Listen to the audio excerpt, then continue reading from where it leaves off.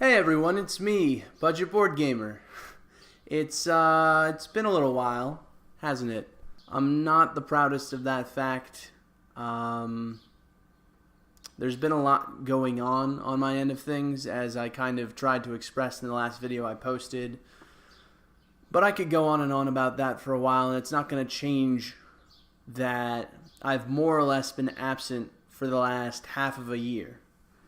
And that's what it is. But I think rather than provide a number of reasons and excuses and whatever else, I'd rather present what's going to be coming next for Budget Board Gamer. Budget Board Gamer is back with a vengeance, and I am excited to be getting back into this completely.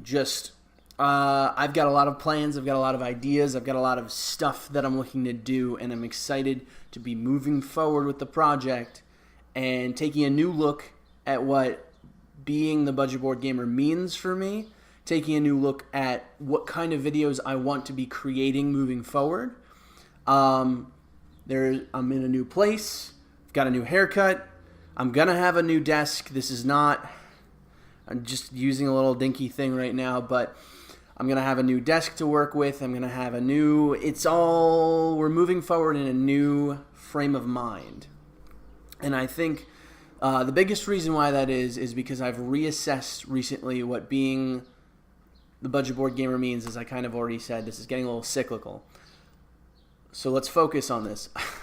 Budget Board Gamer for me previously was kind of just buy cheap games, and some of them are going to be good and some of them aren't. But that's what being on a budget is buying cheap games, right? Not really.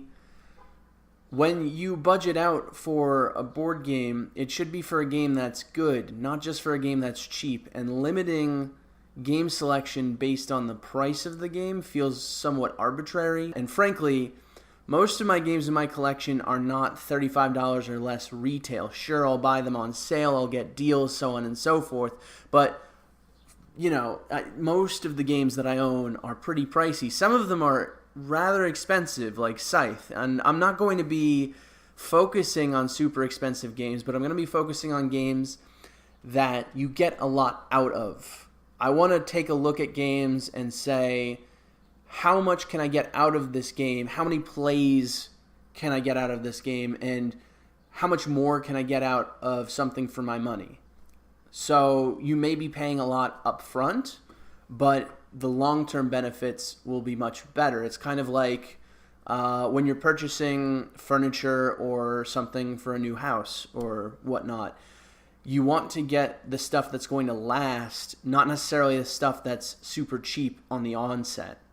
That's not to say that there aren't some amazing games that are cheap. Like, one of my favorite games of all time, Samurai Spirit, I believe, is $20 retail right now. And that game is one of my favorite co-op games of all time. I definitely want to revisit that. I'm not proud of that video that I made for that game, honestly. Speaking of which, so moving forward, there's going to be a few changes to the format of the videos. Due to the fact that I am reassessing how I see budget board gaming as a whole, I got into kind of this very methodical rhythm of pumping out reviews. I wasn't making the points about board gaming as a whole that I wanted to make, and rather I was just reviewing games for the sake of reviewing them. I feel like taking a review of a game and tying it into the industry as a whole is what is interesting and engaging and what I want to do moving forward. A lot of people do reviews. I want to do a review that speaks about the board game industry as a overall but more or less my goal moving forward is each game that I review, it's going to be with some kind of industry concept tacked onto it. So, spoiler, I guess, the first video that I intend on posting moving forward will be Arctic Scavengers and 10 by 10 lists. I want to use Arctic Scavengers as a vehicle to talk about how 10 by 10s are used, how I created and use mine, so on and so forth. And so that's something that I'm excited to bring to the table. The other series of videos that I want to take a look at is a look at the Tiny Epic series as a whole. I want to do reviews of each individual game and also talk about how they've impacted the industry, how they've evolved over time. I want to look into the nitty-gritty of how they were created, how the minimalistic approach did or didn't work well for certain games, and how, in some ways, I feel like in certain cases the minimalist approach has hindered the games. But I'm going to save that for when I'm starting to do those. So going in chronological order, obviously the first game is going to be Tiny Epic Kingdoms. And I just started playing that again after almost a year of not having played it. And I'm not going to talk about that right now. I really want to share my thoughts, but I'll save that for the video.